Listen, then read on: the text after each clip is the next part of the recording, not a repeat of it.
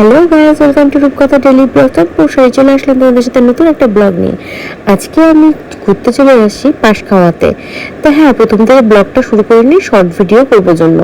তো যাই হোক, জায়গাটা খুবই সুন্দর ছিল, সেরকম কিছু ছিল না। হাই রোড ছিল, হাই রোডের ওপরে পাহাড় ছিল, গাছগাছালি ছিল, বেশ ফটো সেশনের জন্য খুব ভালো। তো তাই দেখতে পেলে একটা ভিডিও শট করে নিলাম, সেটা তোমাদের সাথে শেয়ার করলাম। তারপর চলে আসলাম খেতে। তো এখানে ঢুকেই তোমাদেরকে সাথে শেয়ার করছি ভুটানের রাজা রানী আর তার দুই ছেলে। এটা দেখার পর তোমাদের সাথে শেয়ার করব এখন আরো অ্যান্টিক কিছু জিনিস ছিল যেগুলো আমার খুব ভালো লেগেছে, সেটা তোমাদের সাথে ঘুরে ঘুরে আমি শেয়ার করব। রেস্টুরেন্টটাতে কি কি ছিল তো দেখতেই পাচ্ছ, খুব সুন্দর ডেকোরেট করা ছিল রেস্টুরেন্টটাতে। আমার বেশ ভালো লেগেছে, খাওয়ার দাওয়ার কোয়ালিটিও বেশ ভালো ছিল, খারাপ ছিল না। তো প্রথমে স্যালাড চলে আসলো, তারপরে আসলো, আমি বাটার নান খাবো বলেছিলাম কিন্তু নানটা আমার ঠিক